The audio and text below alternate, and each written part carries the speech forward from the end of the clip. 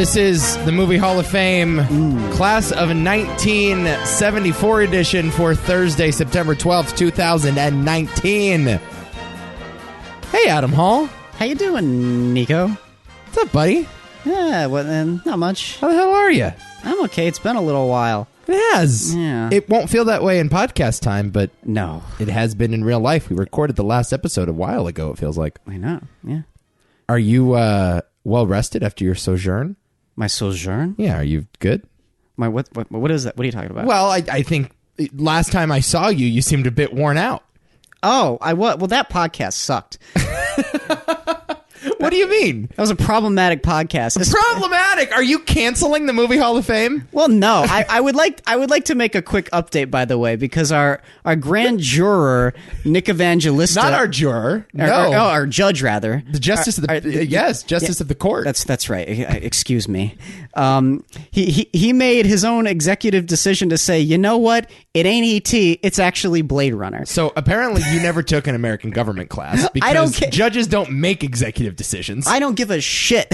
There's this thing in the Constitution called Double Jeopardy. Ever heard of that? And it's not like a segment on that Alex Trebek show. Are we the United States of America here? Damn straight! No, we're not. Dude, that podcast was justice at work there. If you want to know why the American justice system it's so great, just listen to the class of 1982. Yeah. There's also been like court cases in which the racist politics of the South have won, which is essentially what happened. The racist politics of the South won over some poor African American fellow in a courtroom that was clearly biased. Are you calling me a Dixiecrat? Yes. Is this a freaking To Kill a Mockingbird thing? That is exactly. Are you gonna go Atticus Finch on my ass? All I'm saying is that Nick got in touch with me and essentially said, yeah, I thought about it. I listened back to it. I made the wrong decision. So? I don't care what you think. So the hell what? I'm glad that he feels remorse. Yeah. The point is... What do you want me to do? The point is, I am unofficially inducting Blade Runner into the Movie Hall of Fame. Last time, do you have an applause button over there? Oh, that's right. You don't. I do. Oh, I'm sorry. Your applause button means this is a real applause button, my friend. Yes. Essentially, Nick said, yeah, based on the response that people gave from the podcast. Well, there was a thunderous response on the internet, I will say that. People were a little pissed. Why the hell did you induct E.T.? The point is... When your judge is like, yeah, I listened back to it, I looked at all the evidence, and you're right, Blade Runner is the inductee, re-ruling in place and all that other shit. So Nick says Blade Runner, as far as I'm concerned, it's there alongside E.T. That's great for you. And it's great for Fantasyland. It's not Fantasyland. All I know is I won that day. I won. You lost. I won in retrospect, though. So take that, motherfucker. The legacy lives on. Well, I'm glad you have your participation trophy. Congratulations to Blade Runner for barely losing in the Movie Hall of Fame. I think it's officially won. Okay. I'm just saying, I think today we can safely induct Blade Runner alongside E.T. What do you think about that? Can we induct Blade Runner next to E.T. if Nick says so? Once you get yourself an applause button. Nick says so. I'm just saying. But for now, the ruling stands. Yeah. I'm gonna have to talk to Nick when he comes on. Ooh, I got an applause button. We're not here to talk about the films in 1982 or to relitigate that case. Lord knows we don't need to talk about that anymore. Mm-hmm. We're talking about the films of 1974. Here are your 6 nominees for the Movie Hall of Fame. Man, we managed to get such a lack of variety on this list. It's pretty crazy. But I still feel like it's the 6 correct nominees, Lack of variety? I mean... What are you talking about, lack of variety? 4 of the 6 movies are directed by 2 men. Think about that. There are 2 Mel Brooks films, there are 2 Francis Ford Coppola films, and there are 2 others. I don't care about who directed them. Let's just look at these movies. Sure. Well, here they are. Vastly different stuff here. Aside from... You know what? No, even the 2 that are similar... at the top there, still very different movies. Yeah, we'll talk about it. So they're Young Frankenstein, Blazing Saddles, The Conversation, The Texas Chain Saw Massacre, The Godfather Part II, and Chinatown. Yummy. 6. Delicious. Here they are. Tasty. Another difficult decision is around the bend, but I don't think it's going to be as contentious. Yes, it will. It will. See, I am going to extend the olive branch because I'm a gracious winner and I won last week and I don't feel the need to rub it in or kick a man while he's down. So I will extend the olive branch and try to cooperate with this decision. But your choice to do the opposite will be your own to make. I think it's easy to make a case. Okay, we'll talk about it. I also want to say I listened to Cultured, and you did the thing. I did the thing. Yeah, but you cited the wrong person. It was not my idea. Well, I know it was Abby's, but you're the one that told me to do it. Yeah. No, you could have cited Abby. Well, you're the one that told me to do it. Well, you should have said no. Why didn't Abby get a hold of me? Good job. I don't know.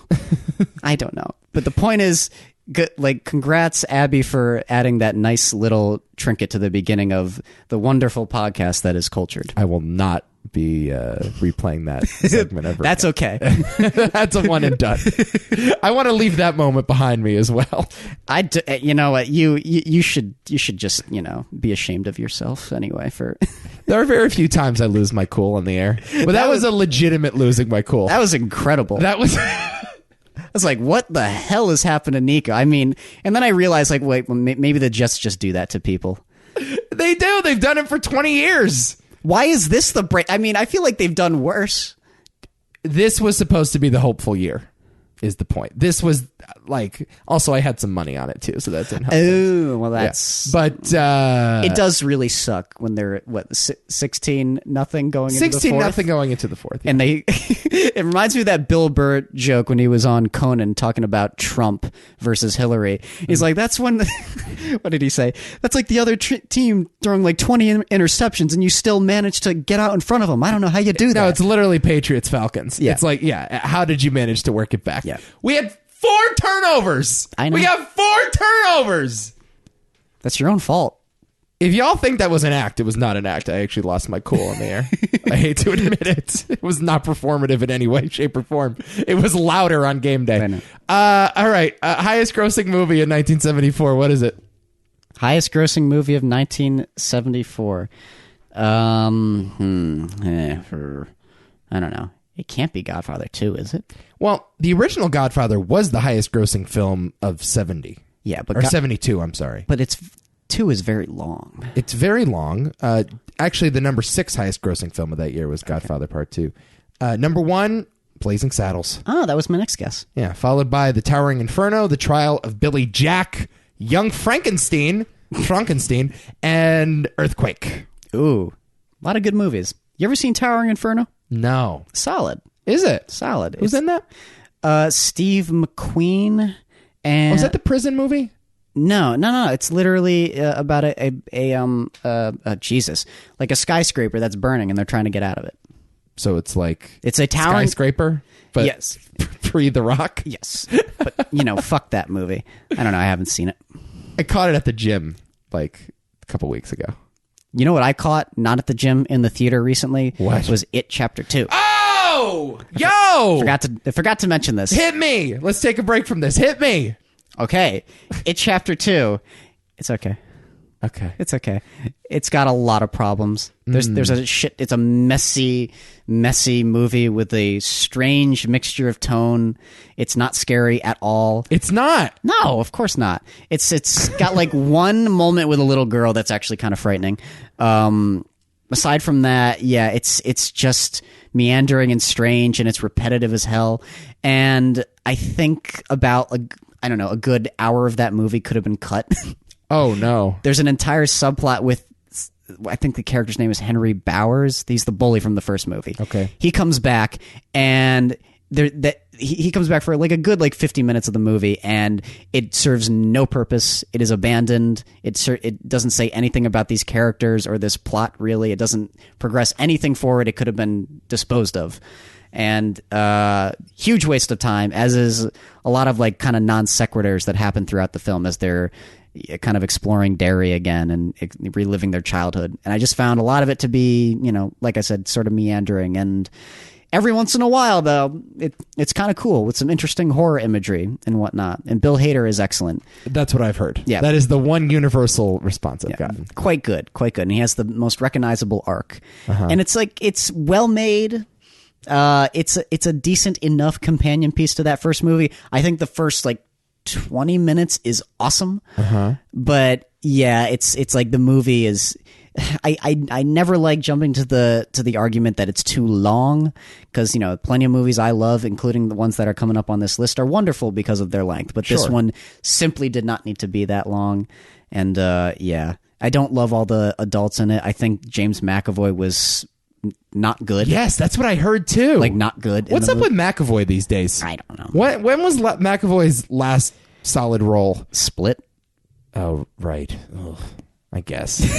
You hate that. McAvoy's a weird character, man. Oh, yeah, I know. McAvoy could be... It's funny, we were talking about this guy earlier today. He's sort of Ewan McGregor-ish. Where he's good at like the idiosyncratic supporting roles, kind of. Yeah. And he's got a lot of energy and charisma, but isn't quite the leading man. I feel like 10 years ago, everybody was like, yeah, James McAvoy's an X-Men now. And now it's like, oh, yeah, he's playing a monster with split personalities in M. Night Shyamalan movies. Maybe. He's certainly more charismatic to me than... Or Ewan McGregor's more charismatic to me. I love Ewan McGregor. Yeah. I get down to most things that he chooses to do, even though it's all across the board. It's very weird. Yeah. But yeah, I don't know. His more recent films, I just don't quite get it. I don't get excited to go to a movie because James McAvoy's in it. Right. Well, he's doing TV now, I guess. He's going to do the Golden Compass adaptation for HBO. Okay. So that might be a good change of pace. Is anybody going to watch that? I don't know. Someone will, because they paid $15 for HBO. So why not? Yeah, I don't know, man. I heard very similar things coming out, very mixed. The length, from what I understand, the reason why the length is so annoying is that they split the thing up into like 6 vignettes, correct? Yes, and it's the same scene happening 6 times. Right. Exact same scene happening 6 times. And some vignettes are better than others, and I guess that's the best way I can describe How's it. Chastain? She's fine. Okay. She's okay. Like, again, none of them really like leave an impression. I mean, it's cool to see the Old Spice guy in the movie. The Old Spice guy's in the movie? The guy was like, I'm on a horse. That guy's in the movie? Yeah, he's the older Mike. No shit. Yeah. Oh, that's cool. Yeah, he's pretty good in it, too. Wow. Yeah. I didn't know that dude acted. The mythology is crazy, though. It is ridiculous, and I'm not convinced the movie understands its own rules. Okay, well, the thing about the It novel, though, is that the It novel is fucking insane. And no one talks about that, really. Remember the controversy about the orgy scene that they left out like 3 years ago? I guess I read something this week that in the book there's this turtle god that helps defeat the clown at the end of the movie. Yeah, because it's one of his weaknesses, is this turtle god that brings all these weird mythical creatures along, and it's like a pivotal part to how he came to Earth and how to stop him. So it could have been a lot more off the rails, is I guess my point. Yeah. And so they don't go full Stephen King with it. I guess. He's in the movie. Really? He cameos as like a pawn shop owner. And Pierre Bogdanovich is in the movie. No kidding. As a director. Huh. It's very strange. It Chapter 2. All I know, too, is it made a shit ton of money at the box office. Yeah, it made a decent amount. A lot. Second highest grossing horror movie of all time, I believe. It's not going to have much legs, though. It's the kind of film that you would only see once. It's about to be Stephen King season. Get ready. I know, like, it's always Stephen King season to a certain extent, but... Well, I'm excited for Dr. Sleep. Yeah, there's going to be a ton of Stephen King coming out. I'm excited for, like, nothing else that's coming out, but, like... Oh, yeah, you did publish your most anticipated list on Twitter, and I was so disappointed. You didn't, like, go for it with this exercise. No, I was honest. That's all I'm excited for. You're not excited for Uncut Gems? Not really. Oh, no! I find movies now that come out, I'm not, like, pumped for any of them. I just sort of discover them, and I'm like, that was awesome. But I don't really get, like, excited for these movies as much as I used to. Yeah. They don't really... I mean, it seems like it's been slowly declining for me every year because what's been coming out is just not that interesting. Well, we have franchise fatigue. I know. So it used to be when a Spider-Man sequel came out, yeah, waited for it 6 months in advance, but now it's so oversaturated with comic book shit. It's like I need to like put myself on a different rail, if that makes any sense, in order to get excited for these kinds of movies. My most anticipated film is The Lighthouse, which is very strange for anybody. Well, it's an A24 movie, but it's Robert Eggers. And also, there's that movie Waves. It's apparently by Trey Edward Schultz, who did It Comes at Night. Right. Yeah. And I've heard that's going to be like The Moonlight this year. Yeah, it looks like The Moonlight. Yeah, so. It's going to be like the very intimate character study that does well at the Oscars because of a good like ground game. That dude can direct. Yeah. I that was the one thing I'm like, when I read that news and I saw the name, I am not a huge It Comes at Night fan, as you well know, but I do respect the direction of that movie. Kind of feels like he should be making stuff other than horror. Well, his first film was like a more intimate character study about like a housewife trying to like prepare a dinner called Krisha. I haven't seen it, but apparently it's remarkable. Yeah. So this actually feels a little more suited to his skill set, I think. Yeah, okay. Well, we'll talk about all those movies when they come about. So no need to do a full podcast review on It Chapter 2, right? There's a lot to talk about. There's times where I think it's like a why is this a thing movie. Really? It's weird. It's a strange entry. Well, if I can carve out 5 hours, I'll go see it this week. You can do it. Yeah, I'll do it. We'll talk about the Oscars in a second. Honorable mentions from the year 1974. Alice Doesn't Live Here Anymore. You had a chance to assign it to me and you didn't. I know. I'll watch it one of these days. It's what you Very love. good. Yeah. Death Wish. Come on, bro. Are you a fan of the Death Wish movies? I've seen half of the first one. Okay. Charles Bronson. Yeah. The Great Gatsby with Robert Redford came out that year. Lenny. The Lenny Bruce biopic. Bob Fosse. Have not seen it. Good. Yeah, is it good? Yeah. All right. Murder on the Orient Express. Oh, that's the one that the original Ingrid Bergman got the Oscar for. Yeah, and Sidney Lumet directed, I think. Yeah. Parallax View. Same guy that did Pakula. Oh, okay. Alan Pakula. Okay. All the President's Men and whatnot. The Sugarland Express. Spielberg's first film, sort of. Never saw. Never saw it either. Okay.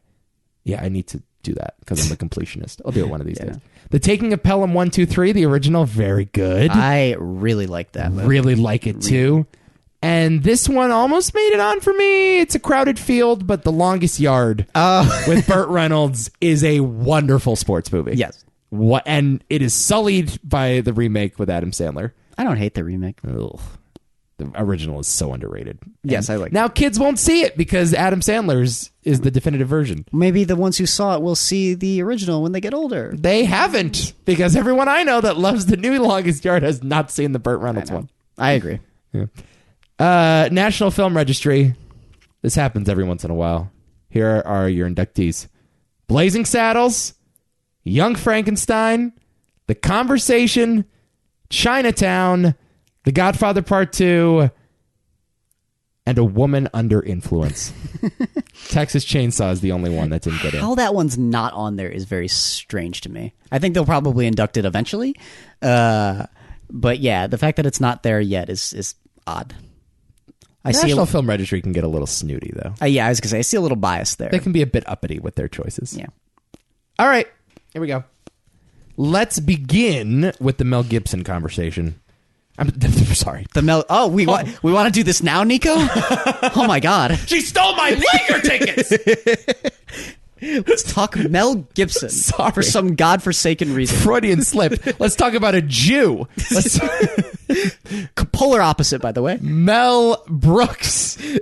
Whoops. Mel Gibson's arch nemesis. Mel Gibson's arch nemesis, Mel Brooks. Two Mel Brooks conversations. Let's start with Young Frankenstein, starring Gene Wilder, Peter Boyle, Marty Feldman, Madeline Kahn, Cloris Leachman, and Terry Garr. Nominated that year for Best Adapted Screenplay and Best Sound. Number 13 on AFI's all-time comedy list. An American grandson of the infamous scientist, struggling to prove that his grandfather was not as insane as people believe, is invited to Transylvania, where he discovers the process that reanimates a dead body. You nominated this. What's your relationship to the movie? I saw this one as a kid. Me too. I remember being kind of scared by it when I saw it. Really? I wasn't as I didn't find it nearly as funny until I got much older. Like I think as a kid I related to it more as like a drama, actually, in a lot of funny ways. But like seeing it much later on, I think the film's absolutely hilarious. Yeah. But I don't know. There's something about the aesthetic at the time when I first saw it that was like, oh God, it's a black and white movie about a Frankenstein thing. Right. Ooh boy. But it's since grown to be, I think, my favorite Mel Brooks film personally.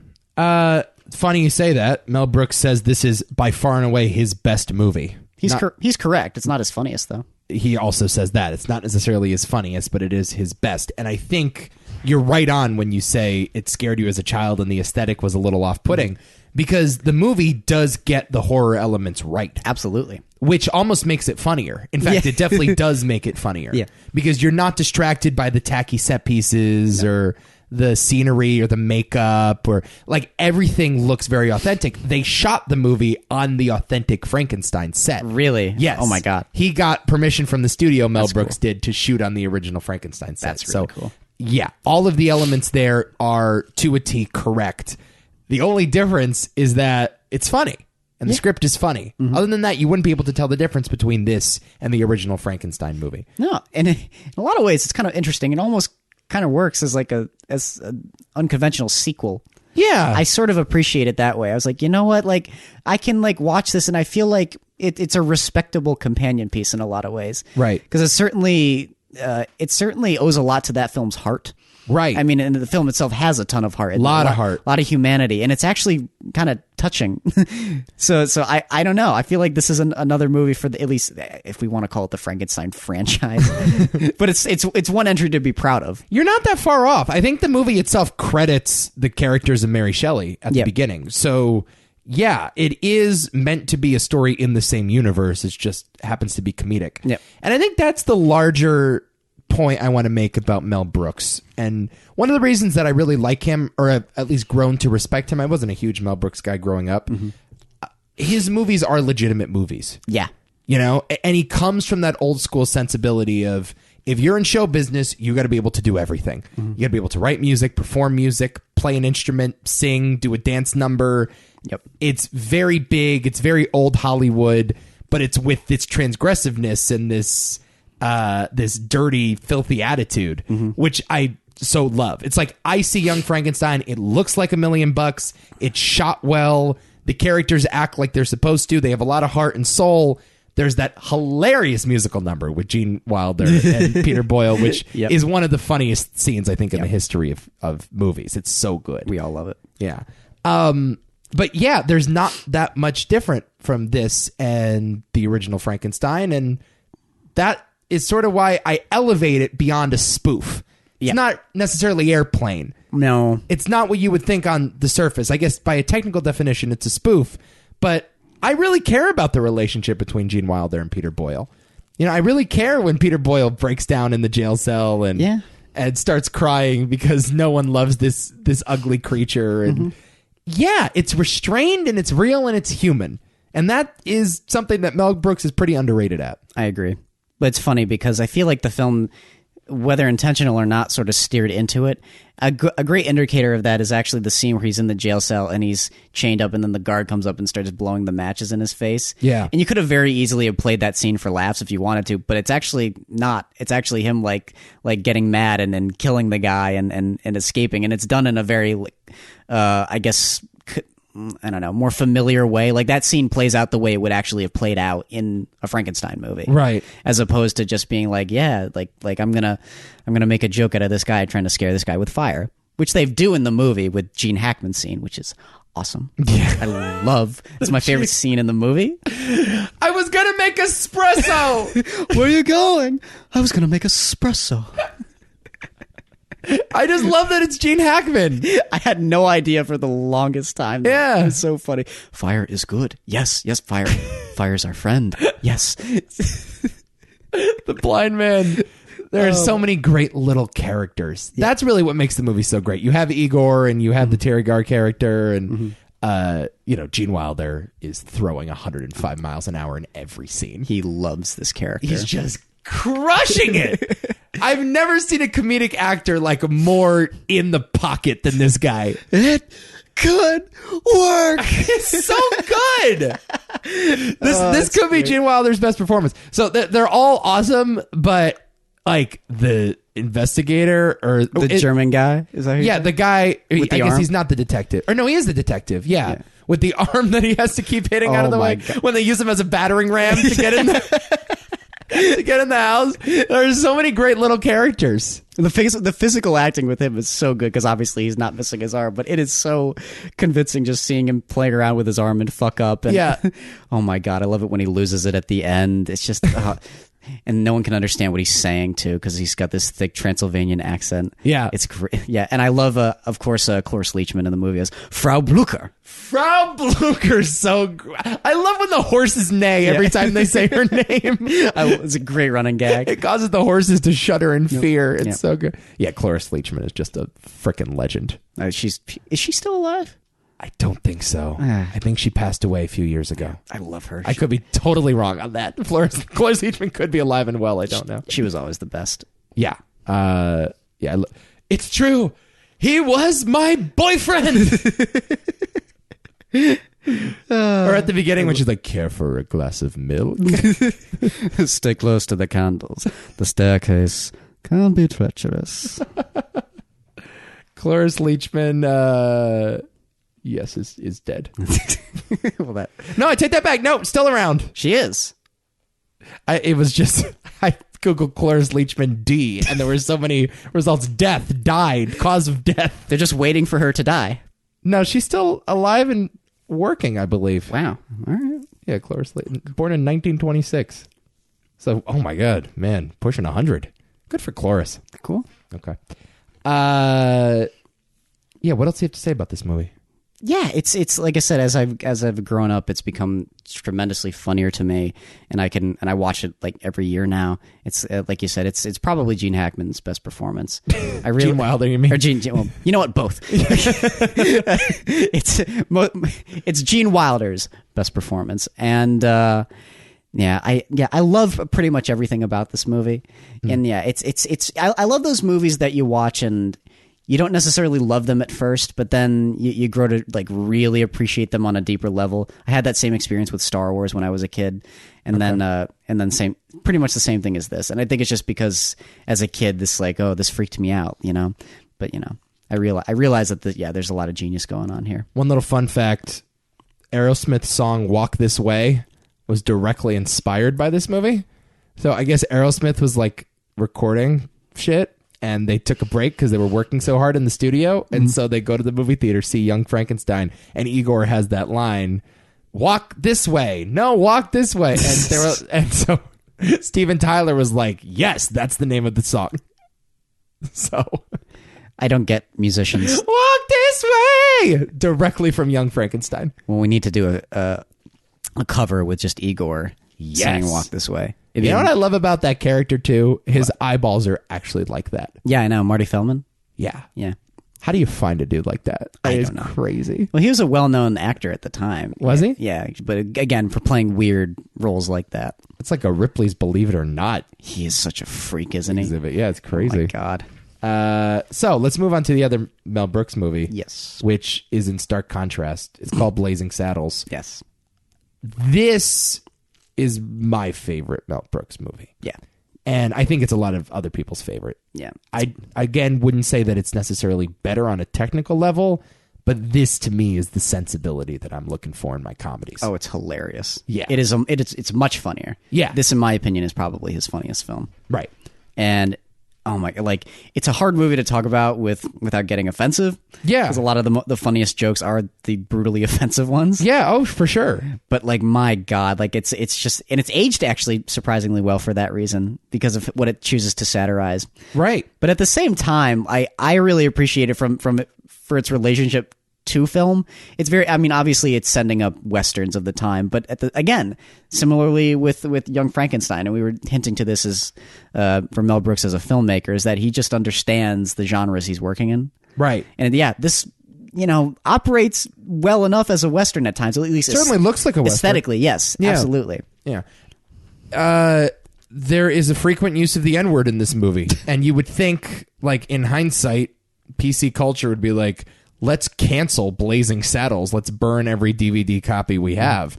But Mel Brooks is one of those guys, because he's so smart and because he's so hilarious, that he can get away with just about anything. And if this movie was not done with care and it wasn't co-written by, for example, Richard Pryor, who is one of the credited screenwriters on this movie, I don't think we would still be talking about it today. Probably not. It's very dicey. I don't think a movie like this ever gets made today. No. Never. And it certainly wouldn't use the N-word in it.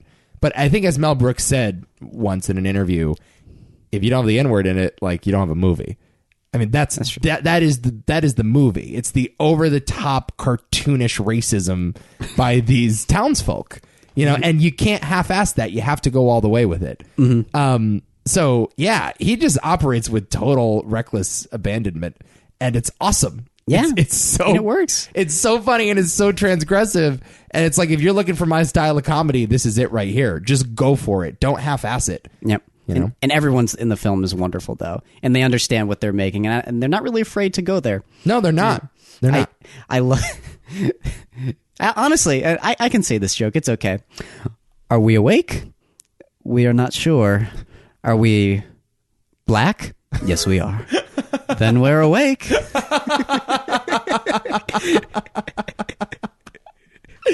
I'm telling you, dude, when I first heard Clevion Little, who stars in this movie along with Gene Wilder and Mel Brooks, say the phrase, "Yo, where are the white women at?" One of the heartiest laughs I've ever had at a movie. As he's immediately pursued by the KKK. Look what I found. Oh, boys, look what I have here. Hey, where the white women at? So great. And like, you forget Mel Gibson oh my God. It's not Mel Gibson. Mel Brooks also like has red face in this movie too. He plays a Native American fellow with a Jewish accent. They darker than us. Woof. So like, they really do go for it. But it's Mel Brooks, and he's on that very short list of people that can make any joke. And it works. It works for him. I know. This thing was nominated for some Oscars: Best Film Editing, Best Original Song, and Best Supporting Actress for Madeline Kahn. She's so funny in this movie. Oh, she's so great. Oh my God. I'm so tired. Tired of playing the game. What is that direction on set? Like, Madeline, I want you to sing this song as if you're the least interested person in musical performing in the world. I want you to do it as if you've been up all night. Yeah. Oh, okay. I guess that is the direction. AFI named it a little bit higher on the list of its all-time comedies, number 6. Number 6, and I think that is just about right. Yep. In order to ruin a western town, a corrupt politician appoints a black sheriff who promptly becomes his most formidable adversary. Richard Pryor initially was going to be cast in the main role, but the studio said that his history of drug arrests made him uninsurable. So they refused to hire Richard Pryor for the movie. So that's when they bring in Clevion Little. Him and Gene Wilder have just such great chemistry in this movie. What do you think about the ending? Where they drive away in the... No, what do you think about when the movie breaks the fourth wall and just ends up on the Warner Brothers lot? Spoiler alert. I mean, it's like a completely different film at that point. I don't think the movie gave any indication that it would go in that route. I mean, that being said, it still keeps its tone. Right. It still keeps its attitude correct. So for that reason, it's like, okay, I didn't expect that at all. Right. But you know what? I mean, this movie has a fucking toll booth. Anybody got a nickel? Someone's got to go back and get a shitload of dimes. Like, that happens in the movie, and they're in the middle of a fucking desert. So you know what? I'm okay with them breaking the fourth wall, literally.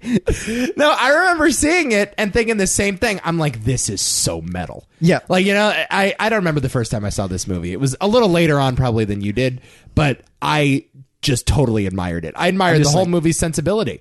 I just love Dom DeLuise.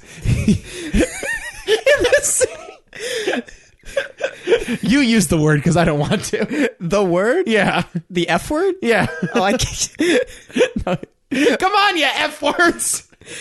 Like this. Watch me. It's so simple. Oh my God. Wrong. Tom DeLuise is a fucking legend, dude. Oh my God. That guy is so...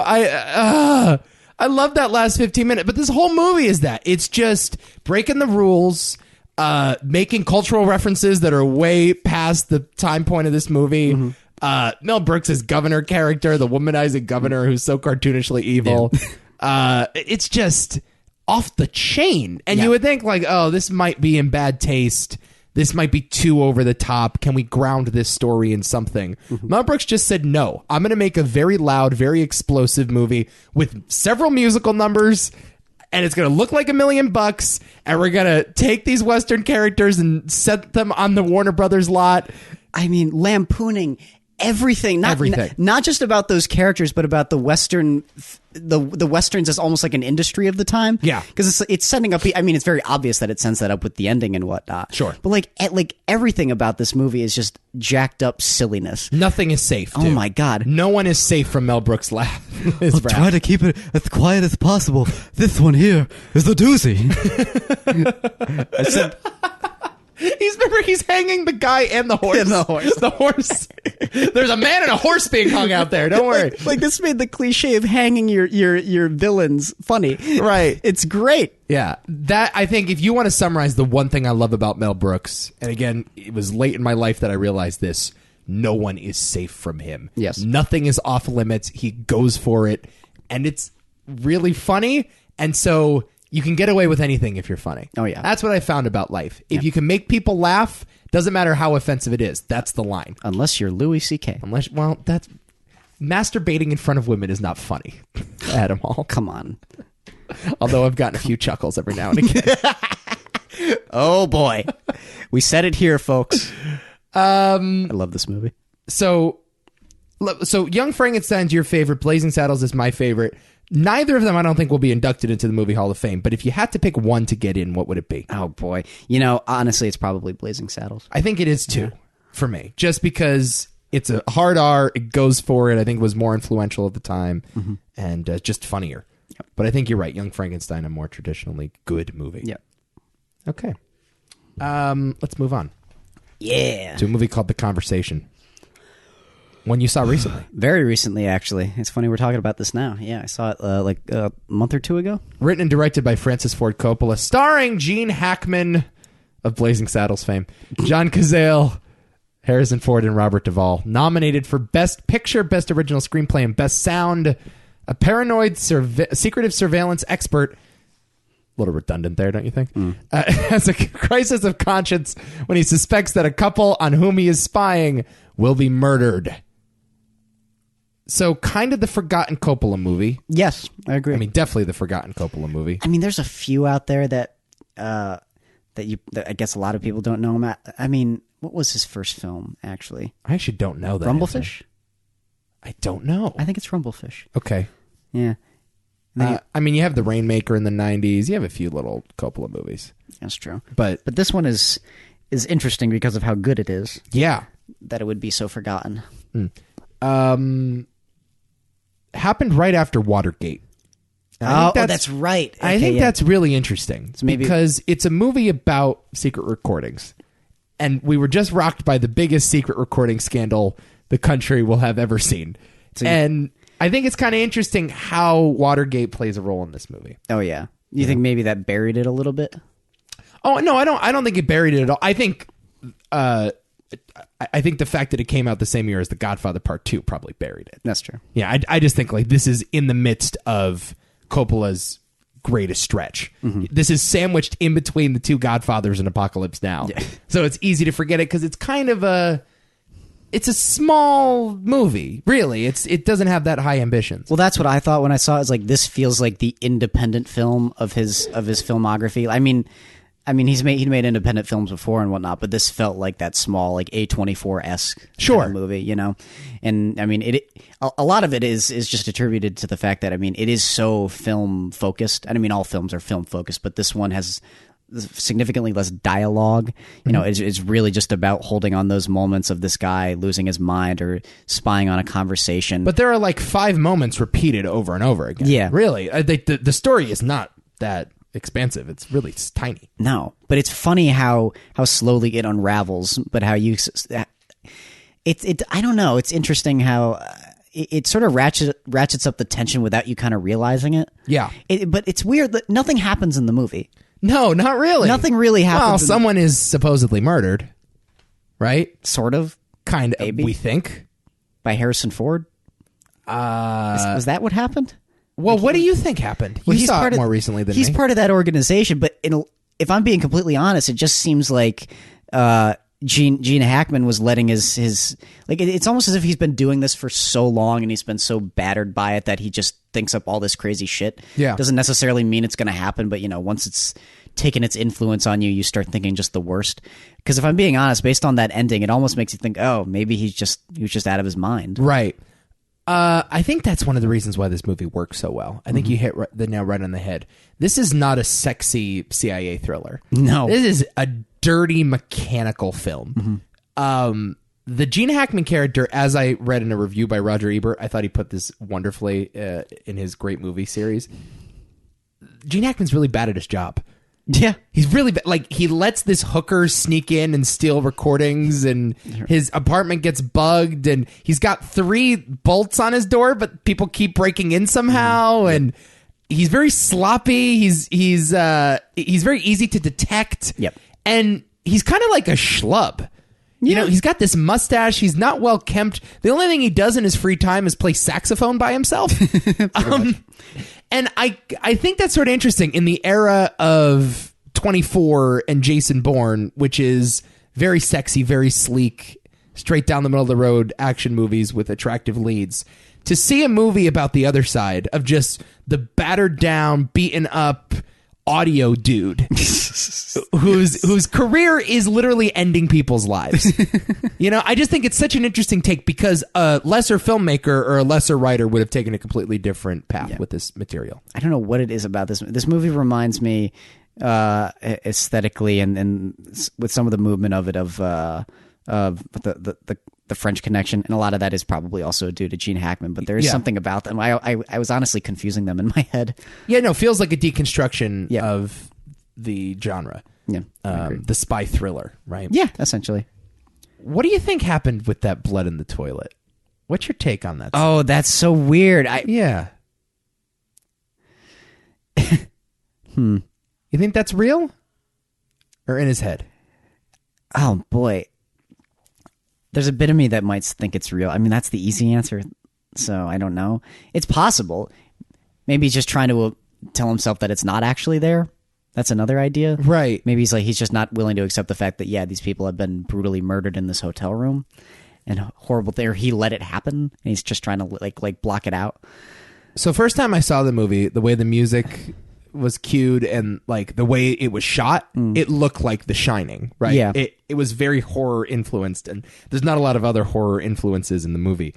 So I just assumed at the time this is fake. Yeah. But then I thought about it some more, and I'm like, actually, it makes perfect sense for blood to be coming out of that toilet. Like, the dude was definitely murdered in that hotel room. That's what that's what I thought anyway. I thought it was more strange that he wouldn't have been murdered necessarily. Right. The film plays it though as if it's weird. The film sides almost more with, like, from a visual standpoint that it didn't happen, although if you look at the chain of events, it's more likely that it did. Right. So logically in your head it makes more sense that it did happen. It's like 2 different sides of this thing, which just makes you go crazy. Well, that's what's happening to Gene Hackman, right? Exactly. I think the effect is exactly what it was supposed to be. Gene Hackman doesn't know if it's real. Gene Hackman doesn't know the web of lies he's been caught up in. Exactly. And he's feeling a lot of regret about it, and he's having second thoughts, and he's constantly paranoid about these devious figures. Yeah. He's an unreliable narrator, and true. I think the audience gets a similar reaction. This movie is so well directed. And it's so funny. It doesn't feel like it could be made now either, but at the same way, it's ahead of its time. Yeah, I agree. Like, it predicted a lot of our like technological anxiety. The Bourne series owes a lot to the conversation. Yeah, I agree. The sort of 1984 aspect of it all, like the paranoia about constant surveillance and cameras everywhere, and social media has only taken it up to a next level. Yeah. But it's very 70s in its direction. Well, I was going to say, it definitely, with the way it zooms in on characters from a still point, the long takes of just one character, like the dancing scene that goes on forever. Yep. That one sequence, the level of coverage, it's not as it's not the same level of you do get to a point where movies start to cover their subjects more, but this one, like, you know, it's more traditional, like sticking to wides and whatnot, but it still works great, I think. Well, that was a thing that used to happen in the 70s. You'd see and we never get this anymore. I'd love to, if I ever directed a movie, I'm bringing this trope back because I love it. When you're outside a building and you do the pan and zoom at the same time, Yeah. you never see the pan and zoom anymore. Oh, I know, like when it starts at street level and it goes up and it goes up to the one building, the one like window, but they do it both at the same time, really fast. Yeah. But it's like so corny now. You see it and it's like a smash zoom. There's crash zoom rather. Well, I like crash zooms. No, I do too, but you never see those shots anymore. True, yeah. The zoom has gone away, is my point. Yeah, I agree. What happened to the zoom? I mean, we still get the Wes Andersons and the Tarantinos who still do them. That's I know, but those are a very rare breed. Yeah, I know. So the movie's very 70s is my point. And I appreciate it as a time capsule, but I also think if you watch it now, it's still awesome. a good movie. Yeah. Very good movie. But again, it does at the same time feel like Coppola going easy at the same, like it feels like it sounds weird to say. It feels like he made this movie without trying that hard and still managed to make something really, really great.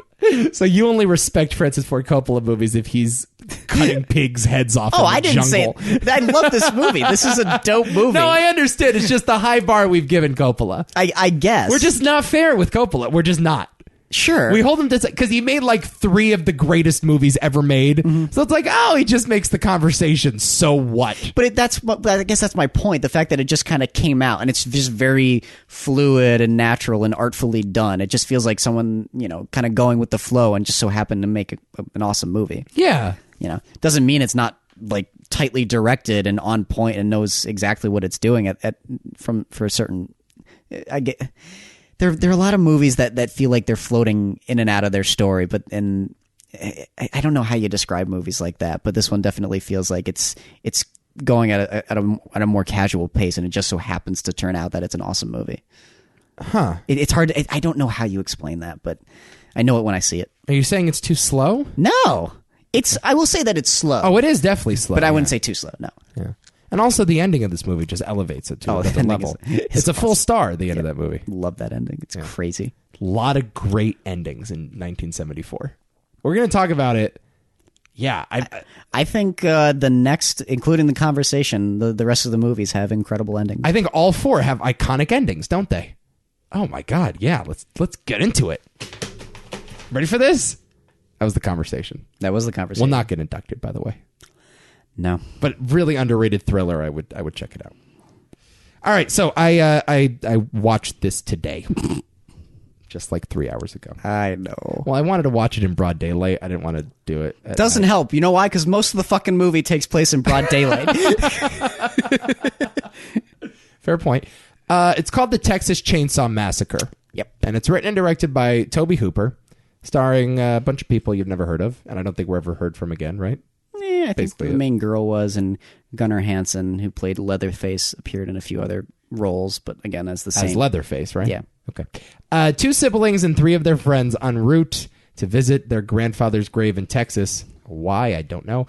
End up falling victim to a family of cannibalistic sociopaths and must survive the terrors of Leatherface and his family. Based on some real-life murders. This guy, Ed Gein. Kind of. Sort of, kind of. Yeah. But for the most part, fictionalized. Did actually collect corpses and make lamps out of the skins and wear faces on occasion and made a bunch of like chandeliers out of bones and all that other crazy shit. Okay. Killed 3 people. Got it. But the title card of this movie, based on a true story, not accurate. No. Not at all, actually. So you put this best when you texted it to me this afternoon. You need a shower after this movie. This is one of the most grimy, gross, revolting movies I've ever seen. Yep. And I've seen some fucked up shit. You know what I mean? Mm-hmm. And this movie isn't particularly bloody. Nope. There is violence for sure, but not a lot of blood. Very little gore. Right. You would have expected in a movie like this. No, not really. Right. But it is so dirty. And I can only imagine going into a movie theater in 1974 and watching something like this. Like, I have the privilege of walking into this movie, having seen a Serbian film, an Antichrist and Martyrs. if I just like walked in cold 1974, this is a new era of horror. I don't know what I definitely would have walked out. Oh, for sure I would have walked out. Oh, I'm sure many people did. Many people did. Yeah, that is one of the reports. And this was not a critically adored movie at the time, of course, but it's gained cult status. I say it's go beyond cult status at this point. Yeah. So, my question, what is the significance of this movie and why did you make me watch it? Okay. This is the most important horror film ever made. You say that like every week, I feel like. No, I don't. feel like you've said that like 10 times about horror films. You're wrong. Okay. I say Texas Chainsaw Massacre is the most important horror film ever made. This is it. Set the precedent for pretty much everything that is to come. You want the final girl? Texas Chainsaw Massacre. You want that hulking asshole of a villain? Texas Chainsaw Massacre. The guy who comes after you with power tools. Texas Chainsaw Massacre. The idea of like more youthful people coming into a situation that they're not familiar with and getting horribly killed. Texas Chainsaw Massacre, and basically made slasher movies a thing. You could maybe cite Psycho, but that's almost a different animal. It's not going for the same things that this one is going for, even remotely, in my opinion. No, I wouldn't say that at all. Yes. But I mean, I don't know. I think Psycho's probably a little more influential than this one, wouldn't you say? Not for the kinds of horror films, no. I say Okay. certainly not for the slasher genre. Yeah. This well, one set a more obvious precedent. Okay. Yes, and in my opinion, is a fucking masterpiece. I love this movie. I've only seen it 3 times because it's a horrible watch. It's so unpleasant. It is this fits squarely into the category of not necessarily scary, but really, really, really horrifying. Yeah. Especially that ending. And I warned you about it. I was like, you were like, this is so unpleasant. I'm like, wait till you get to the dinner scene, my friend. Dude, I said this was unpleasant, though, when the guy walks into the haunted house and there are all those spiders in the corner making that weird clicking noise. That's what I'm like, oh my God, I can't do this anymore. Or the dead armadillo at the beginning that just lingers on. Or all the cows. It's like, ugh. That, to me, the details, the hitchhiker that cuts his hand open, God. like that shit, the little details are what disturb me the most. Oh, and it's everywhere in the movie. I mean, it never, ever, ever lets up. Right. Like, I was ready for some people to die by chainsaw. Like, it's literally what the movie's called. Yeah, they do, but it's the least like uncomfortable thing about the movie. Right. Yeah, I was not prepared for all of the gruesomeness on the margins, I guess. Yes. That being said, it's like a pretty remarkable work of direction. It's pretty incredible, actually. The budget was very small. Independent production in Texas. I forget exactly who financed it, but it wasn't a huge company. Yep. Tobe Hooper got this thing funded, casted a bunch of his friends, and shot in a 16mm camera. Yeah. Looks like $1 million. I know, right? I mean, looks actually way better than it should. But it's so funny because I've seen the remakes of this, and I'm like, Jesus, that 16mm, even though it's the original is very well shot and the composition is great, and they actually do a lot of interesting things with the camera, the griminess to the film is so. I don't know if I've ever seen a movie that takes that look and it's more applicable. Right. I couldn't imagine it being filmed any other way. I mean, I think it's traditionally what you would call the Grindhouse movie. Right? Yes. It's an exploitation film for sure. I think now we've come to know them more as mainstream horror movies, but at the time, like, this was just trash that you played at midnight in your local cinema. So it does have that quality to it. The film stock, the handheld quality, but still, like, the end shot of Leatherface waving the chainsaw around looks like the fucking cinematographer from The Godfather shot that shit. I know. It's like artfully done. It's really artfully done. Like, where he knows exactly where to put the camera, this Tobe Hooper. I mean, there's little things with this movie too. Like, I love when the girl jumps out of the window and she looks up and her face is covered in blood and she's screaming and looking around, and then there's that, it's like shot on a long lens and it's like panning around her and she's like looking around trying to run away. Right. It's like stuff like that. I was like, oh, you don't see stuff like that happening in horror films ever. Right. And then it just ratchets up and the editing is so good. Yeah. In that final scene. Oh my God, I love it. Certainly does hold up, yeah. I was actually when I first saw it, I was actually amazed at how well this movie actually holds up. Yeah, I mean, it holds up way better than Night of the Living Dead does. Yeah, I agree. Actually, tremendously more. Night of the Living Dead, I see that and I think, oh, that's an artifact for a museum, and it's cool looking, but not really like a movie to me. This is one that I see. I was immersed in it the entire time. I don't see how you couldn't be immersed in this. Yeah, I mean, the acting is awesome. Shockingly good considering these people are nobodies. They were just doing commercials in Texas for a bunch of years. And yeah, it's so tense. And like when the girl gets hung up by the hook and Leatherface starts sawing up the other victims, there's such like a brutality to it and a like real documentary sensibility. That's what I was going to say though. That is so off-putting. And I know Tobe Hooper himself said that was the intention, but it's both very stylized, but also all too real. It's like subtle brutality. Yeah. If that makes any sense. Well, like, I don't know if I would say subtle, but certainly not hyperbolized. But that's what I'm saying. Like brutality can only be so subtle and work, but this feels like it actually happened. Right. Like you watch this and I'm like, it's not hard for me to believe that this actually happened, which is what makes it even more terrifying. Yeah.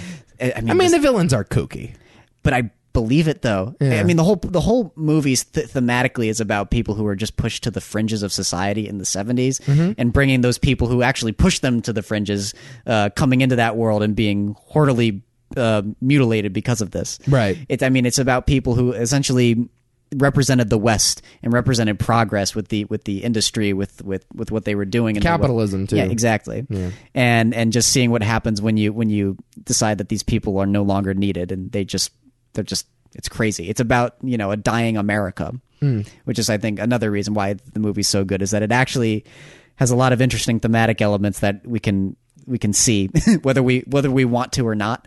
I could see a lot of people watching this and being like, it's so horrible, but and not addressing the fact that it actually has quite a bit to say about the nature of America at the time.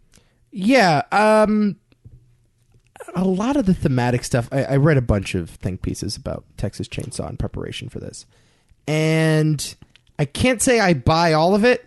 I think some of the readings are a little generous, and I just think like on the surface, Tobe Hooper wanted to make a really scary, gruesome horror movie. Yep. So like I don't want to give it too much credit, but there is a lot of that stuff there. I'll read this from Wikipedia. Hooper has cited changes in the cultural and political landscape as central influences on the film. His intentional misinformation that, quote, the film you're about to see is true, was a response to being, quote, lied to by the government about things that were going on all over the world, including Watergate, the 1973 oil crisis, and the massacres and atrocities in the Vietnam War. The, quote, lack of sentimentality and brutality of things that Hooper noticed while watching the local news, whose coverage was epitomized by showing brains spilled all over the road, led to his belief that the man was the real monster here, just wearing a different face. So I put a literal mask on the monster in my film. So, yeah, there is some thoughtful stuff going on. I'm not sure one can really examine all that thoughtful stuff while in the throes of this movie, because it is a slasher movie, and it's hard to watch, and it's grimy, and it's inevitable, and it's just a slog at times. But yeah, I think in hindsight, this is a pretty remarkable movie. Yes. That I wish I never saw. But that's what I'm like. This feels like the slasher horror film version of like a guy painting. It's like he doesn't necessarily fully understand everything he's doing, but there's something back there that's telling him to make this stroke. Right. And telling him to add this detail here and there. That's what this movie feels like more than anything to me. I once got into like a mild argument with Abby's dad about this movie, because he's a big cinemaphile like me. But I was like, I think the movie's really artfully done. And his reaction was like, he was like shocked that I would even suggest such a thing. And I was like, well, did you ever think about this?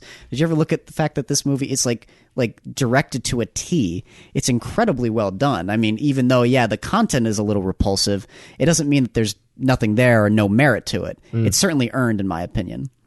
Yeah. I think that was a lot of the response at the time. I think he was just mirroring what most reviews were, which is... And I mean, I understand. This is trash. Yeah, I get it. I mean, this is B-movie exploitation trash. And I get it. It's like, okay, I understand where you're coming from, but I disagree. Yeah.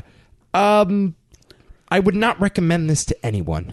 I recommend it to horror fans, absolutely. Yeah, I suppose if that's what you're into. But it really is one of the more troubling, unsettling movies you're ever going to see. It is so uncomfortable. Like I said, more horrifying than scary. It's right next to like Midsummer in those ways. You know? Right. So you watch this and you just feel like sick afterwards. And I mean, but it's just so well done though. I can't really ignore it. And it's incredibly impactful.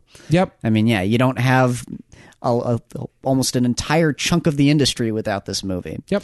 And oh my God, I was going to say one other. Oh, and inspired a lot of filmmakers, of course. I mean, it's been cited time and time again. The most notable is actually Nicholas Winding Refn.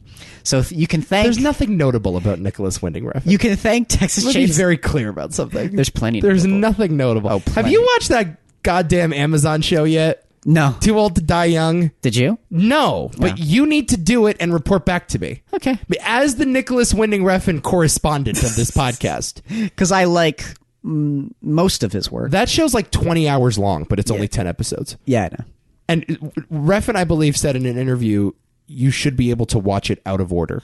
Here's my problem is like, and I've said this before. It's like Refn, like you would be like the one of the greatest filmmakers working in the industry today. Settle down. If you just shut your fucking Settle down. He just needs to shut up. He needs to stop talking. That's who he is, dude. Oh, it sucks. He's not one of the finest working. Get the hell out. Certainly with what he does, I agree with that. With the types of movies he's making, like upscale trash, definitely. But yes, this movie is his Bible. This is the movie that made him want to make movies. Explains a lot. Yes. His literal Bible, where he follows it for guidance on morality. Running around with a chainsaw. Explains so much. By the way, that chase scene at night. Oh, amazing. Oh my God, it's tense. I mean, what a great villain. And it goes on forever. Yeah. It doesn't stop. I love that about this movie, how it doesn't stop on the uncomfortable moments. It just pushes it further and further and further. Like the scene where the guy was sucking on her finger. Oh, the grandpa! Oh my. So is that grandfather, he's meant to be a realistic portrayal of a human being, or is that supposed to be like a zombie type thing? He's like next to dead. Like Okay. He's like tomorrow he's going to die. Yeah, because the movie sort of ventures into zombie territory there. He's not a zombie, but he's like, they're just like barely keeping him alive. Okay. And then where he's trying to like put him in, like hit her over the head with the hammer. And it just goes on, and they're hitting her. Right. And like kind of getting her, but And then not you get really. a gash. You see one of the gashes on the top. and she starts bleeding, and they do it again. It's just like, oh my God. She was movie. so blood-soaked by the end of this. It's so brutal. Although there's not a ton of blood in the movie, you don't see a lot of the gore, but when she's running around just with this blood-soaked blouse on and she finally gets on the truck and you're able to just sort of breathe a sigh of relief. Mm-hmm. But you're right, it's so frenetic and it keeps going to the point where Leatherface is still swinging the chainsaw around. I know. He's like a rabid dog. He just keeps coming for you. I know. It never ever stops. It's freaky as hell. Oof. So it just makes me so anxious watching this movie. It's such an anxiety God. inducing movie. Okay. Let's go now. We're crossing off all four of those. No, we're not. Oh, we're not. Oh, God. Is that what we're doing? This is where it's going? Okay. I know what my two are. Boy, oh boy, oh boy. All right. Well, let's talk about The Godfather Part II. Yeah, let's talk about it. Okay. I have a lot of things to read here, so bear with me. Written and directed by Francis Ford Coppola. Yep. Starring, Al Pacino, Robert Duvall, Diane Keaton, John Cazale, Talia Shire, Lee Strasberg, Michael Vigazzo, and Robert De Niro. Nominated for Best Actor, Best Supporting Actor, Best Supporting Actress, and Best Costume Design. Winner of Best Score, Best Art Direction, Best Adapted Screenplay, Best Director, Best Supporting Actor for Robert De Niro, and of course, Best Picture. Number 58 on AFI's all-time movie quotes list. Keep your friends close, but your enemies closer. Number 3 on their gangster film list, behind, The Godfather. and Goodfellas? yeah, and number 11 on their villains list. Kind of strange here. What do you think about that? Michael Corleone, number 11 on their villains list. I mean, in a way. I guess. I don't like that choice. Seems like a stretch. And number 32 all time. The early life and career of Vito Corleone in the 1920s New York City is portrayed, while his son Michael expands and tightens his grip on the family crime syndicate. I've got a ton to say about this movie, so I'm going to let you get it all off your chest first. I mean, I don't know. Oh, stop! Don't begin! No! No! No! Hey, look at me. No. Do not begin your review of one of the great films of all time with, I don't know. I love this movie. It's Okay, all right, good. Keep going. But I've only seen it once. Okay. I've seen it more than that. I don't remember all of it. Okay. It's great. It's a great, wonderful epic of a movie that's it's complicated and it's a little hard to follow at times. Hard to follow? Yeah. Hard to follow? There's a lot going on. But it's I mean some of the again, like, I don't know what to say about this movie that hasn't been said before. I mean, I could very easily just say that, like the fact that it's both a sequel and a prequel is pretty awesome. Yeah. I think both stories are masterfully interwoven with one another and complement each other perfectly. Yeah.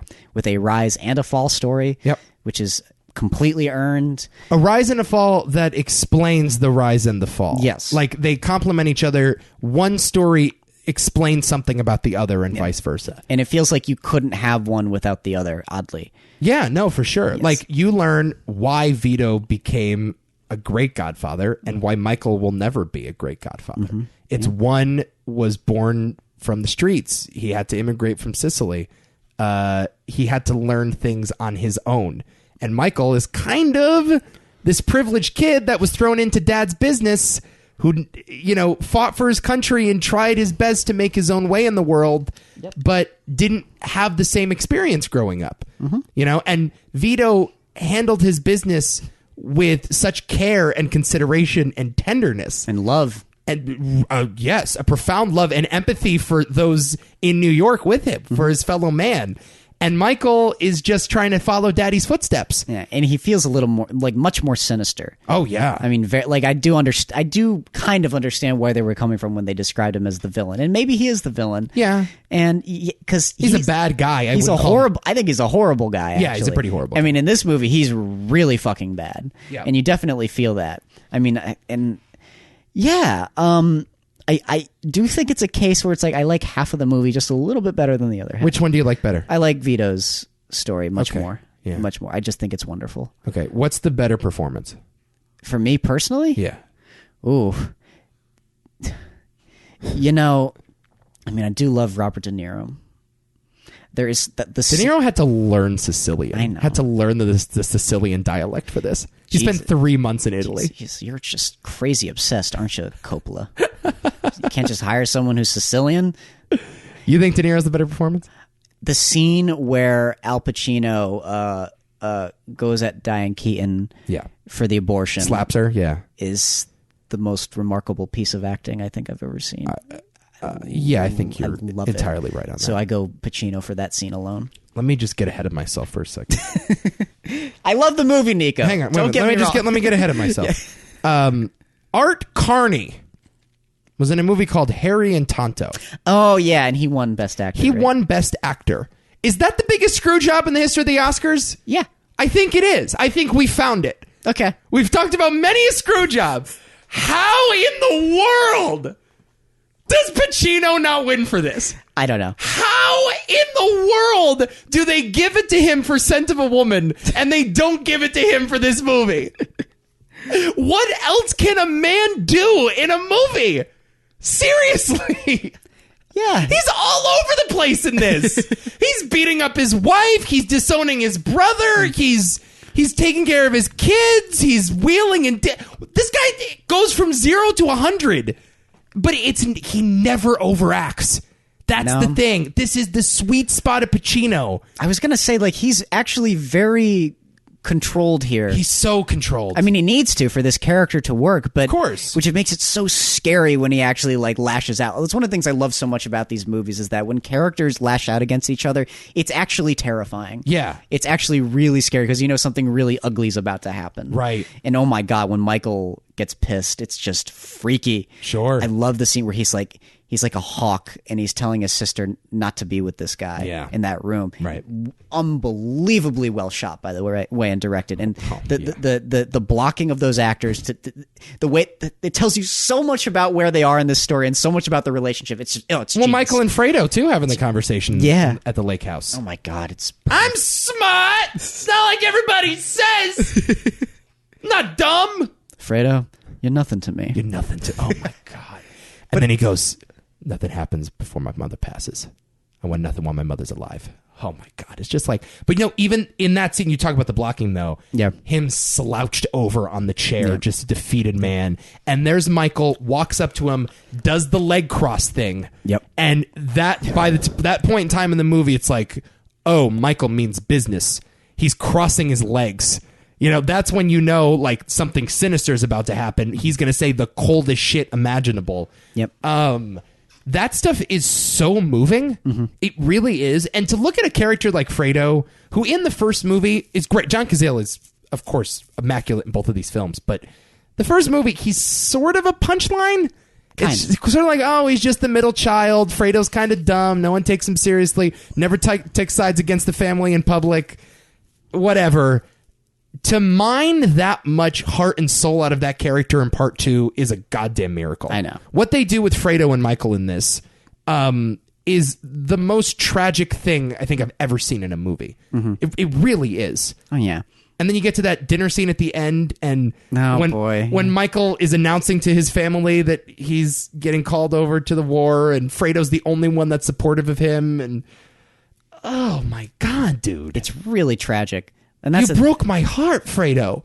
And he gives him a kiss ahead of time. The most violent kiss in the history of cinema. I know. It's horrible.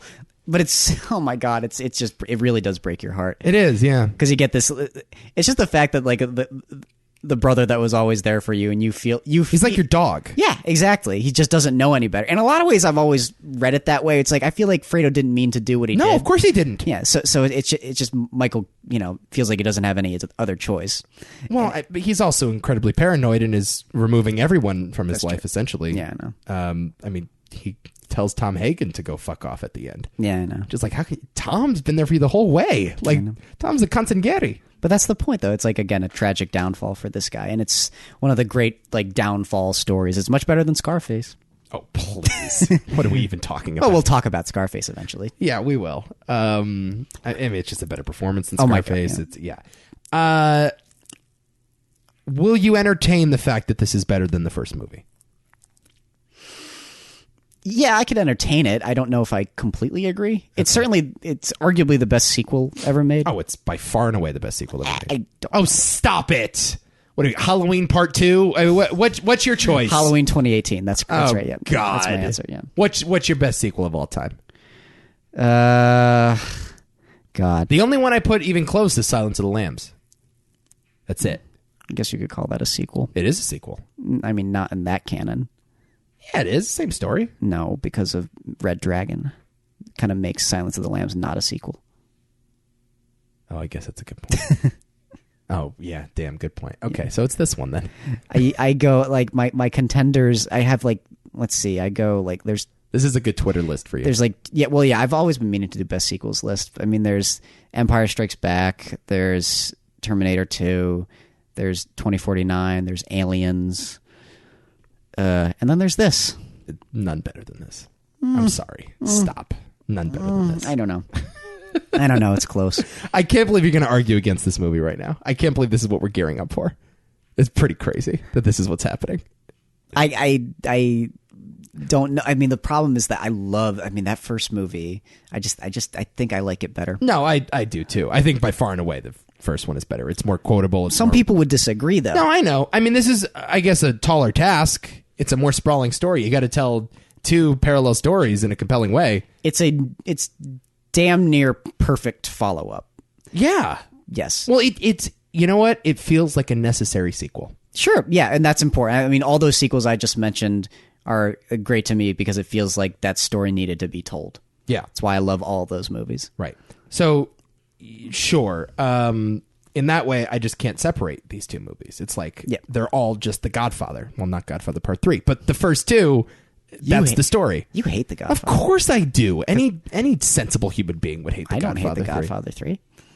I don't think it's anywhere near as good as this. I don't think it's that bad. I've always watched that and been like, it's good.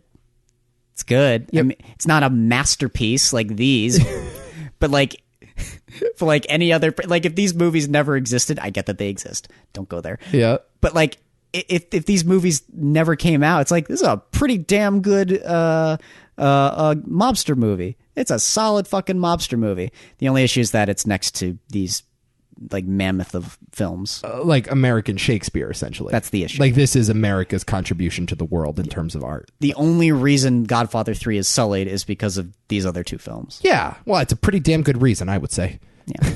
You know, doesn't mean like, but I'm just saying, in a bubble, I think it's perfectly good. I also wanted to just note, this movie has a lot to say about being an American, and it's one of those things that is not often talked about because it's a movie about family first and foremost, and that's ultimately what elevates this traditional mob story, to the next level. But a lot of this is about the struggles of being an immigrant and what it means to be an immigrant and the corruption of the American government and how you maneuver within it. Michael goes from a guy in this movie who fought and was willing to die for his country to a guy that is openly fighting senators at a court hearing, and comes to loathe his country, really. Yeah. And this position that's been thrust upon him. Whereas Vito was a guy that grew up admiring this country and the opportunity that it presented him. And sort of strangely, he's more American than Michael will ever be. Yeah. I just think it's an awesome, in a weird way, love letter to America, but also an indication how difficult that relationship can be sometimes. Well, if you watch both of these films next to each other, it does say a lot about, I guess you could call it the American experience. The American dream, I would say. Yeah, but also just generationally how that changes. Yeah. You know, because what you said is completely true, where it's like someone like Vito would admire America more, and most people do, whereas someone who's lived here our entire lives, us millennials, fuck America, you know? Right. It's so true now. You could see that movie today and it would ring true. These movies haven't aged a day. And of course, the first movie begins. I've always believed in America. Yeah. You know? And at the end of it, it's just you're left with Michael alone. His family's abandoned him. His best friends abandoned him. He shot his brother in the back of the head while he's fishing. And your mom's gone. Now what's left? Which makes the third one all the more unnecessary for me. Yes! Thank you! That's my greater issue with the third one, is because it's essentially, thematically, telling the same story. Yes! No, the line, once I thought I was out, they pull me back in, is literally about the studio making Coppola do this movie. Man. That's literally what it is. I agree. It's a meta on the movie. We thought we were done, but you're pulling us back in and suckering us at the box office. No reason to do Godfather 3. No, that I agree with. Unnecessary. Couple little things, then we'll move on. Brando and De Niro are, of course, the only two actors to ever win separate Oscars for playing the same character. Maybe that will change. That may change this year. I hope it changes so bad. We'll see. Joaquin. Yep. Who knows? That'd be so bizarre, wouldn't it? Oh my God, it'd be awesome. Coppola had a horrible time directing The Godfather. We'll go over that story when we get to 1972. And asked to pick a different director for the sequel. He did not want to direct Godfather Part II. Wow. While taking the title of producers for himself. That's what he wanted. Okay. Who do you suppose he recommended to the studio to direct this movie? Was it one of his contemporaries? No, it's a young little up-and-coming filmmaker at the time. That we know about? Named Martin Scorsese. Oh, so it was one of his contemporaries. Sure, but he had not made it yet. Really? Would you call? I wouldn't consider them contemporaries. Would you? They're the film brats, dude. And they were good friends. Like Coppola. Well, I guess yeah. They're very good friends. I guess one was Taxi Driver, 76. Yeah. Okay, fine. Very well. I would have loved to have seen the Scorsese version of this. Sure. Film studios rejected it, so Coppola agreed to do the movie himself with a few conditions. Okay. So, also James Caan returned as Sonny. Yep. Have you seen this one? No. He demanded to be paid the exact same salary he made in the previous movie for one scene. For one scene, Yeah, and they gave it to him. Of Oh course. my god, what a dick, Much like the character of Sonny. dude. Feels like something Sonny would have actually requested. Your career high is Elf. Get over it. No, I'm just kidding. All right, let's talk about Chinatown. Yeah, let's talk about Chinatown. Roman Polanski directed this flick. Yes, he did. Former Movie Hall of Fame inductee for Rosemary's Baby. Starring Jack Nicholson, Faye Dunaway, and John Huston. Nominated for Best Picture, Director, Actor, Actress, Film Editing, Art Direction, Costume Design, Cinematography, Sound, and Score. But only took home one Oscar that fateful evening. It was Best Original Screenplay. I don't know how this movie doesn't win score. It pisses me off that this movie doesn't win score. But, well, Godfather got it. No, but The Godfather already had it with last year. It's like, yeah, we've established this theme, and Chinatown's Trumpets by Jerry Goldsmith is unbelievable. Oh, I love it. Yeah, so I probably would have given it to Chinatown. fucking love this. It's one of the most haunting and beautiful scores I think ever composed.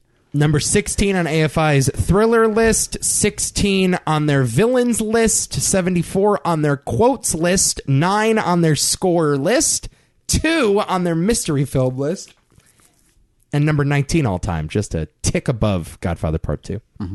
A private detective hired to expose an adulterer finds himself caught up in a web of deceit, corruption, and murder. Talk about Chinatown, please. It's my favorite film on the list Okay. by a significant margin. Significant. Yeah. Oh, yeah. Significant. Love this movie. Really? I love literally everything about this movie. And it's amazing because it is the prototypical neo-noir. Yeah. Did not set every precedent, but certainly made it known that it was a thing. Yeah. You know, Blade Runner's the movie that kind of took it and made it what it is, but this said, okay, this is possible. And it's remarkable. And even though it's a somewhat complicated script as well, and usually scripts like this kind of bother me, there's something about it and how we're carried through it with Jack Nicholson's character that I just love. And I love getting involved with this mystery, and I love the ups and the very dark downs that this movie goes to, and I just think everything about the movie is fun. Like it's tense as hell, and I didn't expect it to be nearly as tense and menacing as it can be at times. And I think everyone in the movie is great, and I can't sell Faye Dunaway short. I can't sell John Huston short. No. As this very unconventional villain and just gross, horrible human being. Yeah. And oh my god, he's like an orangutan. He's weird. That's it. Oh, I was gonna say, where did I hear that before? Someone said that. David Fincher said that. That Jack Huston in Chinatown, or John Huston in Chinatown's the orangutan? Yeah. I was gonna say he did a commentary on this movie because it's one of his favorite films. Yeah. He did it with Robert Townsend, and it's like I don't know how they found John Huston for this role. It's a strange thing for him to do, but he is so perfect. He's almost simian in the way he moves. It's very strange, you know. I think you hit on a couple great points. First of all, Jack Nicholson is incredibly underrated in this Yes, movie. And that's a weird thing to say because it's an iconic performance, but it's not really put up there with some of his all-time best characters, and it is. There's a real reserved quality to him. Perhaps the most understated I think he's ever played one of these roles. Yeah, I agree. It's a traditional movie star role, kind of, but he is not like a traditional private eye that screams a lot and is always on the case. There's a real subtlety to it that carries you through. And I think you're 100% right. It's what leads to the dour quality, especially in that ending. It's kind of a downer movie. It's very much so a downer movie. It's very cynical, but it makes perfect sense considering when this film came out in Roman Polanski's filmography. Yeah. Because Sharon Tate was murdered Right. directly after completing Rosemary's Baby. Right. And then he has a few years to stew. He's in Poland. And this is what he comes up with. Right. Yeah. Well, so the original script, the ending was not supposed to look that way. Yeah. So Polanski insisted on changing it. He said, if this movie is going to be anything, if it's going to be remembered, if it's going to be special, we have to end it in a non-traditional way. We can't just have the hero triumph and the bad guy shot dead, the end. So he comes up with this ending where I'm sorry, spoiler alert for Chinatown if you haven't seen it. Faye Dunaway dies after telling Jack Nicholson that her father raped her as a child. dies in a shootout, and then just walks away from the whole thing. And the cop just goes, forget it, Jake. It's Chinatown. Nothing you can do. It happens. Nothing you can do. That's law and order. That's justice sometimes. Oh, it's such a defeating, devastating ending. It's one of the best, quote-unquote, devastating endings in film. You can't just bog yourself down with the harshness of the world, or else it's going to kill you. I mean, really, that's what the line is saying. Yeah, exactly. You linger too much on this, you're not going to be able to go on. But it's horrible. Like she gets, like, she talks, Faye Dunaway's character has like a birthmark in her eye that she's talks about a lot, but that, you know, I think she kind of oddly loves and makes it a little bit of her that makes her unique. And she gets that eye shot out at the end. Yeah. And then her father, who raped her, takes her daughter away from her and covers her eye. Right. A little horrible detail there. Like, again, taking away what made you special, or taking away what gave you any life. It's so terrible. It's such a devastating ending. But you understand, yeah, Roman Polanski would have made this movie after his wife was brutally murdered by a cult. Yep. Yeah, this is exactly right. Mm-hmm. He returns to L.A. to shoot this movie, by the way, something that he did not want to do. I don't blame him. I don't blame him at all. And yeah, I just think that's what he was feeling at the time. Yeah. My wife was murdered and no one cares. Although people do care, it feels like no one cares. Yeah, There's no getting her back. And in order for me to continue on, I got to just let it go. I got to vent this out and never leave it in the past, I guess. Yeah. And man, that's a real telling thing about Roman Polanski. And I don't know if he was a child rapist before his wife was murdered, but like it would certainly go on to explain a lot, right? Yeah. He's a Holocaust survivor too. Right. Did you know that? Yeah. Oh no, the guy has lived a traumatic life. It happens to also be a monster, but a traumatic life. Yep. Just put out something at Venice. Yeah, that won the jury prize next to Joker. That is so weird. That was the strangest film festival event. Gotta be of all time. Like, Joker wins the Golden Golden Lion. I'm like, I was in the car with Abby, and I was like, holy shit! I said the same thing. Joker just won the fucking Golden Lion. What the fuck? Oscar season begins now, motherfuckers. We are off to the races. I was like, holy fucking shit, Joker's gonna win Best Picture. I know, that's exactly right. It's like, what the hell? And Roman Polanski's gonna win Best Director. Crazy. It was a real the festival season has just been off the chain this year. It just injected new life into me. I'm like, holy shit, movies are cool again. Right. Right. I don't have to go through 10 months of Green Book discussion again. We could actually talk about the Joker. Let's never do that again. Please, I'm guys. I'm good. Jesus. I've had enough. Shame on you, Oscar. Seriously. What the fuck were you thinking? Anyway. Look, that ending elevates this movie. Like I said earlier with Blazing Saddles and Young Frankenstein, like in the conversation too, the ending of this movie elevates it to a new tier. I agree. I think it's a fairly standard noir movie. Otherwise, I'm sure a great one and one that would be remembered, but it's sort of puts that 70s attitude to it. It's much more brutal and unforgiving and cynical. Right. And not to say that noirs aren't cynical, but this one, again, just brings it into that era. And again, the good guy doesn't win. No. Ultimately, the good guy doesn't win. But again, puts an interesting spin on the femme fatale, where it's actually someone he cares quite a bit about, because traditionally femme fatales are dangerous, and you don't... Well, she appears dangerous, but she's not. Well, it's her the circumstances surrounding her is what makes her dangerous, but she herself is not actively trying to get at this guy. Yeah. It just, it ends up turning out that she kind of ruins his life. Sure. Emotionally anyway. Whereas femme fatales traditionally are like violent and murderous, and you get too close to the snake, it's going to bite you. Right. Yeah, it's a deconstruction of all old noir movies. Mm-hmm. And so in that way, we're going to talk about the rubric for crowning a winner in a second. When we talk about influence, certainly this movie was influential. Very influential. I don't think it was the most influential movie on this list, just because the Roman Polanski's playing off a genre that had been around for 30 years and had been the most popular genre in Hollywood at the time. So, maybe. it didn't by any means invent the noir. It certainly brought noir into the mainstream for a modern audience, though. If you want to call neo-noir a genre, it invented neo-noir. But again, you need noir, of course, to get that in the first place. Right. I do think they're fairly different. But again, it's like a sequel. Right. Yeah. Yeah, you don't have one without the other, and even one has a relationship with the other. They're still their own animal. Speaking of sequels, do you know there's a sequel to this movie? Yeah. I didn't know that until today. Mm-hmm. The Two Jakes was released in 1990, again starring Jack Nicholson, who directed the movie. Yep. And Robert Towne, who wrote the original script, returned to write the screenplay.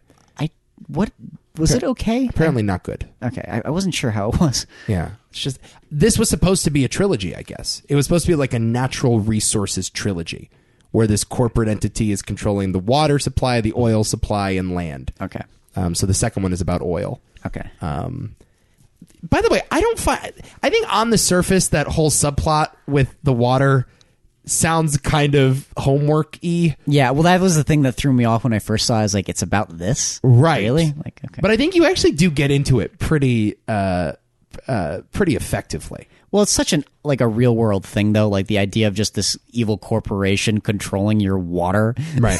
I mean, it's horrible. And actually, like taking out jobs away from people and causing a dry spot that makes people essentially die or get out of the job because just to make it more affordable for them. Exactly. Yeah. They're just exactly just stealing money.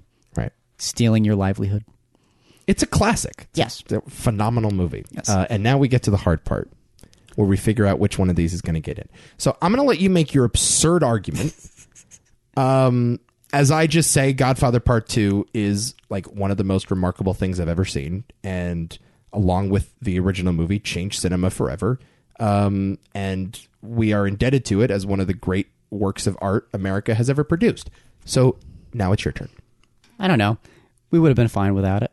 Fuck off. Fuck off. I straight up don't want to nominate or put it in. I'd rather put in either Chinatown or Texas Chainsaw Massacre. Texas Chainsaw ain't getting in. I'm telling you right now, it ain't getting in. I'm telling you right now. I would love it if it got in. My only issue is that boiling it down to Godfather 2 and Chinatown, I don't know. They're just so obvious. Yes. It would be nice if we inducted an important movie that, give our list some variety. I don't know. We're starting to feel more like the Oscars. Well, okay. We still have yet to nominate or induct a movie that won Best Picture, though. I don't care. We're still kind of nominating or inducting the obvious ones to me. It's like, yeah, of course you'd put in The Godfather or Chinatown, but what about the most influential horror film ever made? Because we put Alien in. We've done the one genre that we haven't given its time is comedy. There are no straight comedies in there. That's true. Yeah. And we had a few opportunities to do it and we didn't do it. Mm-hmm. Theoretically, that would be an opportunity this year. True. There is a bit of me that almost does not want to induct either Chinatown or The Godfather Part II. Here's the problem, though. Those movies are so far and away superior to the other four. I can at least make an argument. We come back to Rosemary's Baby a lot. Rosemary's Baby is maybe in the same class as 2001: A Space Odyssey. Maybe. Yeah. These four movies are not in that class, dude. Those movies aren't. Come on. I would argue that it's just that Texas Chainsaw is just as important as those other two films. Perhaps, but it can't win quality, bro. I'm sorry.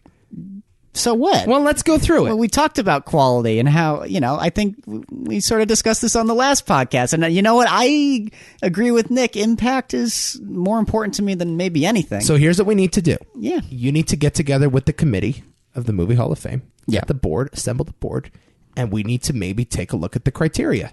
Yeah. Maybe we need to discuss that off air. But for now, we have that criteria. So here's how I say it. If you want to give Texas Chainsaw Massacre influence, I give it impact. I will half-heartedly give you impact. Half-heartedly. But it's a very soft one. Godfather 2 to me seems like the most iconic, and if you want to make an argument for Chinatown as quality, that's fine. Seems to me, though, there's only one movie that we can both agree on, because you have somehow taken this controversial hot take. I mean, this is really blasphemous shit. And tried undermining Godfather Part 2 for the sake of this podcast. it's fine. It's just it's also dampened by the fact that I'm going to, you and I both are going to put in the first Godfather. Yes. So it certainly mitigates the fact that it lessens my enthusiasm for putting in this one. It really does. I'll go with you on Chinatown if you want to go there. There's a big part of me that wants to put in Texas Chainsaw. And there is no part of me that wants to put Texas Chainsaw in. Yeah. It ain't happening. Why not? We're not putting this movie in the Movie Hall of Fame. It's my Movie Hall of Fame. Nico's name's on it as much as Adam's is. Texas Chainsaw ain't getting in there, bro. I cannot in good conscience, when we build a physical space for the Movie Hall of Fame someday, when we erect a structure, there's no way I am paying homage to one of the most unpleasant movie experiences of my life. As well made as it may be. And there's even a bit of me that makes me think it's a slightly more remarkable than Chinatown. You just said Chinatown's your favorite movie on the list. It is my favorite What's movie. the problem here? There's a bit of me that almost wants to say Texas Chainsaw. I'm meeting you halfway and you won't even meet me there. Fuck it, I'm voting for Blazing Saddles now. You want Blazing? Okay. Okay. No, that's a really bad idea. You want Blazing Saddles again? And I'll go Blazing Saddles. Will you call my bluff? Are you calling my bluff right now? Blazing Saddles gets it? No. My vote is Godfather Part II. You won't go with me on that. Nah. I will reach across the aisle and I will say I am okay with Chinatown. Ugh. But you've got to agree right now. Like my heart is honestly with the horror movie here. Oof. This is interesting, folks. I don't know. It becomes a troubling list for me. It just does. A troubling movie Hall of Fame. We have time. We can. This movie has a place in the movie Hall of Fame. That's all I'm saying. And Chinatown doesn't? Well, I'm saying The Godfather Part 2 doesn't? All three of these certainly do, but you could do another podcast later where it's like greatest movie sequels, and then induct Godfather 2, which we will probably do. So on that criteria, I'm comfortable not considering Godfather 2 right now. Then I think Chinatown is the obvious choice. But then I say I'll make a deal with you. Okay. Because this is what it's come to now. I can't believe you're making me do this. I can't believe you're not going with me on Chinatown. I will allow you to nominate 4 movies next week to my 2 movies. Oh, God. I will let you control next week. If you give me Chinatown. Why is it so hard to fight on behalf of Chinatown? I don't understand. I don't know if I want to take that deal. There's no way Texas Chainsaw Massacre gets in. Why not? I'm telling you right now. Why not? We could sit here for a half hour and have this conversation. It's not getting there. We can induct both. No fucking both. Why not? No both. Why not? It don't work that way. No 2 winners. I know after last week that you and Nick have softened up this process. No way, bro. 1 winner in Thunderdome. Well, Max did let the guy live. What's it going to be, sweetheart? Honestly, I don't know, man. I still think I want to go Texas Chainsaw. I'm sorry. Okay, so... I'm sorry. Well... Fine, you get to pick next week. You get to pick. You get to pick. It's yours. What do you mean? What's the deal? You get next week's inductee. You can choose what you want. Oh, okay. Is that the deal? I can't believe I have to offer this, but that's the deal, and that's my final offer. To put in a movie that you say is your favorite on the list! You just said to me Chinatown's your favorite movie! What culture? I'm going to spring something on you just in a bit. First of all, deal. Okay. Shake my hand. Christ, my God. For the record, I'm going to wait till this ends. Because I'm going to blow your fucking mind. Was this a bluff? It was my plan all along. Oh, God. I was waiting for you to say, give me autonomy for next week. I know exactly what's happening. Oh, I know where this is going. You have sullied this process, sir. It's a big fuck you. You have sullied. This is what you get, motherfucker. You have sullied this process. I understand now. It's a war now. It's war. It's here. And I will show no mercy next week. I will have you. I'm going to make you watch so much garbage. Oh, I cannot wait. Yes. I enjoy watching movies, though. Hey, I've seen Texas Chainsaw Massacre 3 times. I think I can handle this. Let's fucking go. Here we go. I have no shame not nominating certain movies. Let's do it. All right, Chinatown is in the Movie Hall of Fame. Okay, guys. There it is. Oh, we picked the perfect year for me to torture you with. Let's see. What are we going to do? All right, we're talking about the year 1998. 1998, next week. Here are the nominees. Mm-hmm. I'm starting. Okay. Rounders. Let's go. Saving Private Ryan. Okay. Out of Sight. The Big Lebowski. Oh, no. Now what do you do? No, I have... Take that. I have a really bad feeling about what's coming. I just have a really bad feeling. Rushmore. And, fuck it, Armageddon. Armageddon? Oh, it has no place being nominated. I just felt like nominating it because, This is what we're doing now. Well, the podcast has now... We are going to have essentially a 20-minute Why Is This a Thing segment on Shouldn't we just Movie do Hall that of on Fame. Why Is This a Thing? Okay, A Bug's Life. Fuck you. Not expecting that. We could have some conversation about A Bug's Life. How about that? You just you refuse to nominate The Truman Show? Yeah, I feel fine about Bug's Life. Bug's Life over Truman's Show. It's not Peter Weir's best film. So yeah, I'm fine with that. I have poked the bear one too many times. Yeah, you have. It's now become obvious. All right. Don't you ever fuck with me. All I know is you're going to watch Rounders, and I'm going to enjoy it. That's all. What makes you think I'm not going to like Rounders?